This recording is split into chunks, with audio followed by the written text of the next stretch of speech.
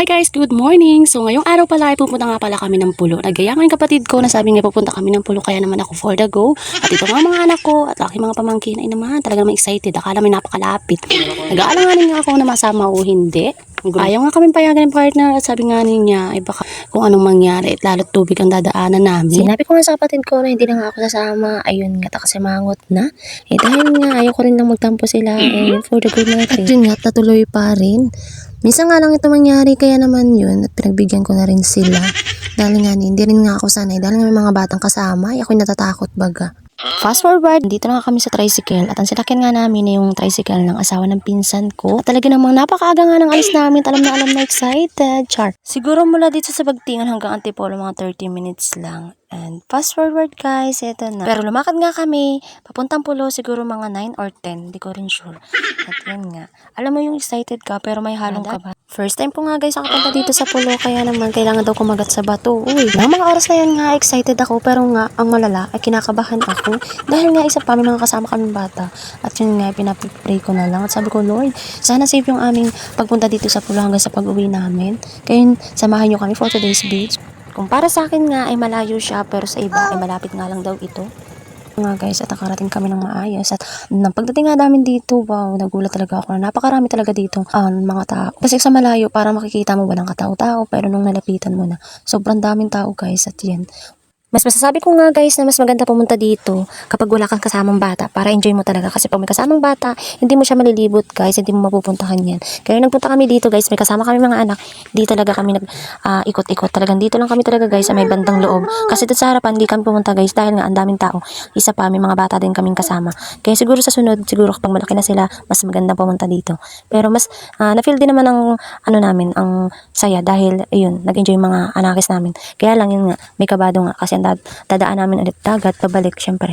Kaya yun, enjoy lang namin ng time na ito. Wala kaming iniisip ng kung ano-ano. Kaya baka sasabihin nyo napaka-OA ko naman kasi ba't kami sumasama-sama pa tapos ganun yung isipin ko. Syempre, hindi naman mawawala sa isang nanay yung ganung mga iniisip pagdating sa mga ganito. Kaya hindi mo maiwasan makakapagsabi ka ng mga ganung iniisip mo, hindi mo alam kung ano mangyayari, diba? So, dahil nga, ang mga kapatid ng asawa ng kapatid ko ay talaga namang sanay din sila sa dagat. Kaya naman yun, enjoy lang kami dito guys. At yan nga, talagang kitang-kita mo sa mga bata at sa mga kapatid ko, talaga nag-i-enjoy sila. Ako hindi. Char! Oo, ibe. Hindi man nga namin napuntahan sa may harapan, ay nakita din naman namin, tadaanan namin. At yun nga lang, hindi kami nakapagpa-picture. Isa pa nga, mahihain din nga ako sa pagpa-picture, kaya dito na lang muna kami pa-picture. Dahil nga makakilala ko rin to, at yun nga, nahihiya pa rin nga ako. Yun guys, for the inuman sa likod ko, at yun, taki-taki din naman kami ng kaunti-unti, pero kaunti nga lang. Dahil nga hindi rin naman ako sanay mag-inom. Mas maganda din nga ang pwesto namin dito dahil hindi nga kainitan. Doon kasi sa may bandang harapan talagang tirik na tirik ang araw. At meron din nga kami nasisilungan dito, itong mga bangka. At yun nga, for the happy sila doon. At ako nga tamang video lang dito. Dahil nga ako tinatamaan na. Uy, napaka-uwi mo talaga, be. Ang aking mga anak at pamangkin ay talaga namang walang ahon-ahon sa tubig ko. Talaga namang hindi ramdam yung init. Fast forward nga mga mema, at ito'y pauwi na nga kami. Siguro nakauwi kami mga 4 o 5 yan, ganyan. Dahil ayan, sobrang daming tao dito guys sa Pulo. Ayan, maraming tindahan din. Tapos, ayan, may mga pa-souvenir sila. Dito ngayon sa may harapan, yan. So, ang daming talagang tao. Hindi nga din namin alam kung saan ba kami dadaan o sa harapan o dito sa may gilid lang din namin sa loob. Dahil nga yung bangka namin is nandun pala sa kabila. Hindi namin patuturo na naman kami, kaya yun, pabalik-balik kami dito. At dun nga sa may harapan, kailangan ng life vest. Ano ba yun? Yung safe, life jacket. Awan ko ano ba yung tawag dun. Basta yung orange. At yun nga, nandito na yung sasakyan namin at talaga for the go na ang pag-uwi namin. Dahil nga sobrang pagod mga bi. Talaga naman. Kaya kung pupunta kayo dito, walang bata. Char. Nandito na nga kami sa bangka. Naglulukuhan pa nga. Wala na bini, wala na. Init.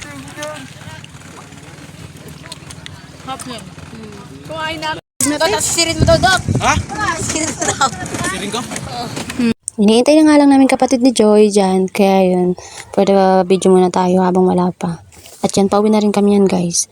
Sobrang ganda pumunta dito guys. Pag yung pahapon na talaga at yung sunset talaga na yung makikita mo. Yan guys, fast forward na nga. Malapit na nga kami dito. Bumaba.